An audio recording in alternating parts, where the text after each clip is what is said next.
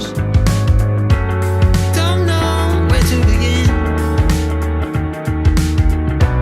I don't know how you do this.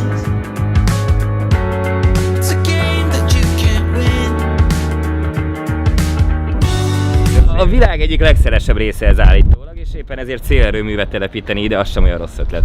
Alá! Na szóval meg is érkeztünk ide az ITC-be, ami körülbelül 25 évvel ezelőtt kezdte meg a munkát. Valamivel több mint 100 munkatársal, és hát én nem tudom, általában hozzászoktam ahhoz, hogyha egy ilyen tudományos labor az elkezd foglalkozni valamivel, az jellemzően nagyon egy tematikára épül rá, de itt aztán foglalkoznak mindennel. Szóval a biotechnológiával, a vízzel, a megújuló energiával, sőt, mutatom, hogy miket is csinálnak. Például ilyen nagyon durva protéziseket az emberi testbe, ami így is durván néz ki, viszont amikor be van építve egy arcba, akkor még durvább. És a napot most itt fogjuk tölteni, és meg fogunk ismerni néhány olyan technológiát, ami szerintem elképesztően érdekes, és elképesztően a jövőbe mutató.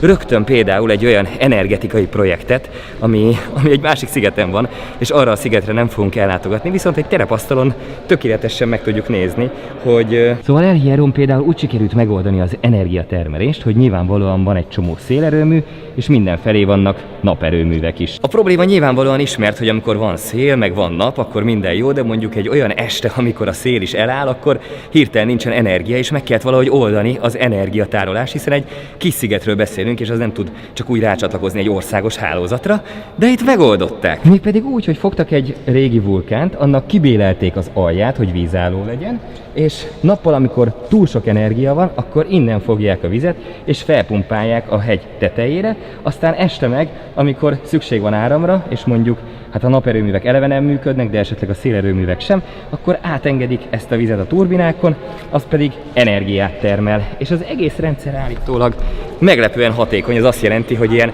70-80%-a a felpumpált energiának az visszatér, amikor leeresztik.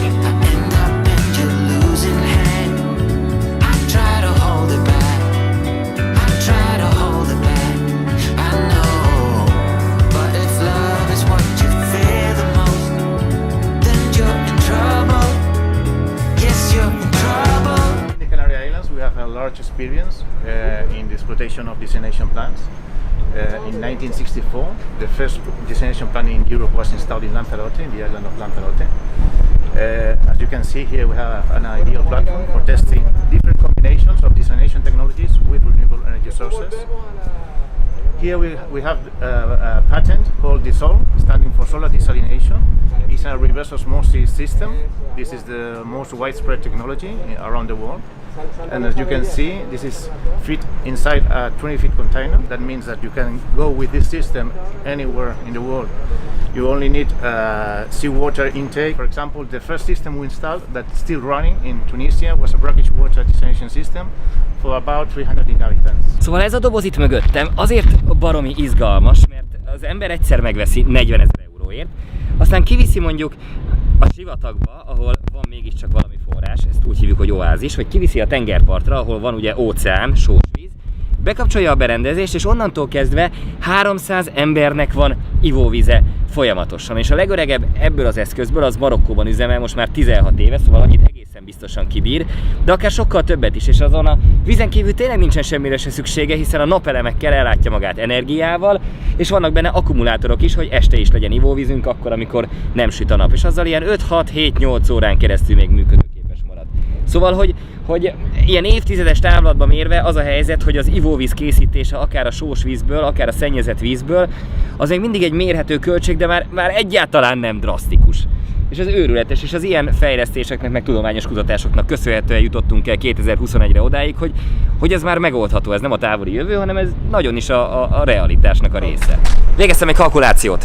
40 000 euró ez a cucc, 300 embernek ad vizet, legalább 20 évig, akkor fejenként naponta 2 eurocentbe kerül a víz előállítás, hogyha a 20. évben bekrepál a cucc. Ami 6 forint.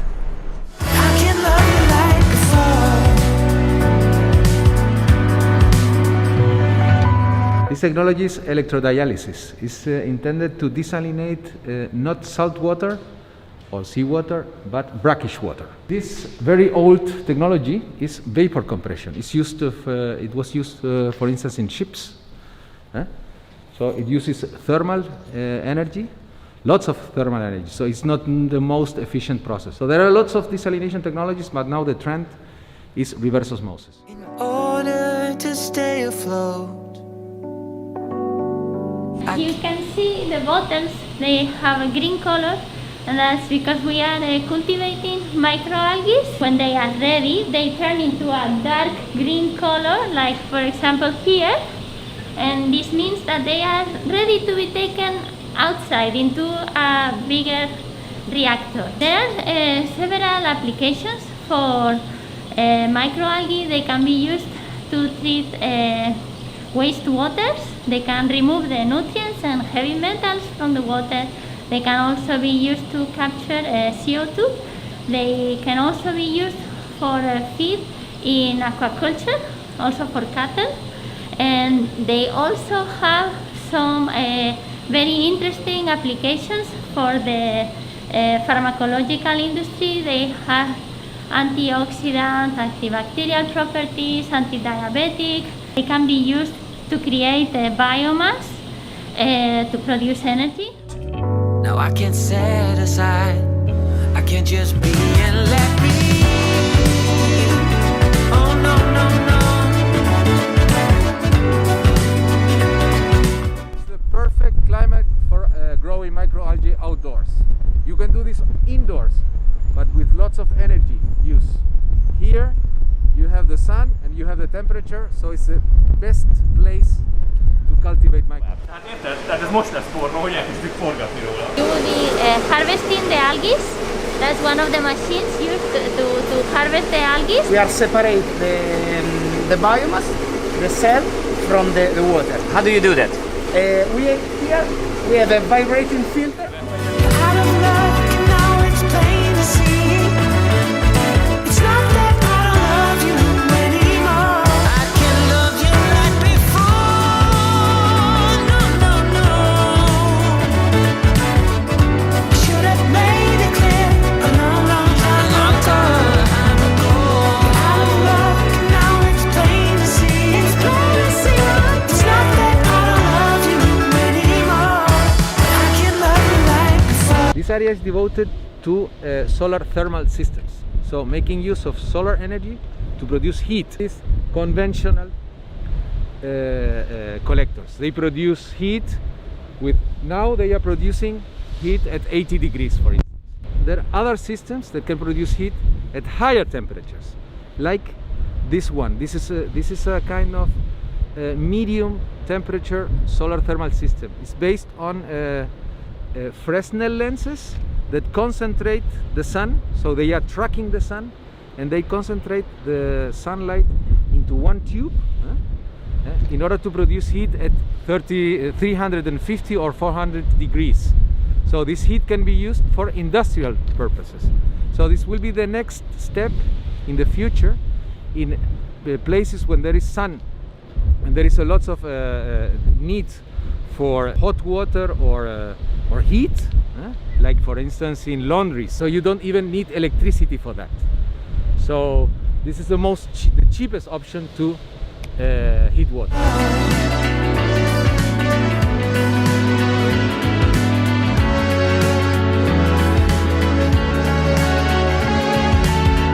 Here what we have designed is a system capable to produce electricity, purify water and produce cold and ice with photovoltaic energy. And this is done with containers. We have one container which is the power station, so all the PV panels go inside with the battery and all the power conditioning system, no? And when you go to the place, maybe a refugee camp or a place where they're affected by a natural disaster, we deploy the PV and in 2 hours we can have a complete grid for electricity supply, then also for water purification, another container, for ice and for cold production. So you can have a kind of basic energy service mounted in 2 hours. Okay. And everything with renewable energy. Can this system produce even more energy than the rest of the system needs? So do you have plus energy for laptops or I don't know, medical devices? Yes. This system is able to have approximately 20 to 25 kilowatt. And we have also battery to power a hospital or to power a refugee camp. In the water, we have a unit that condenses the atmospheric content of the water and make it liquid. Okay. So the system is capable to produce up to 1,000 liters of water per day just from the atmosphere. Okay, and what is the humidity you need? You need a minimum 25 to 30% humidity. Okay, but in optimal condition? If you have 70%, 80%, you will be able to catch up to 1,000 liters per day. Wow, which is enough for a couple of hundreds people? Or? Yeah, at least for an emergency situation.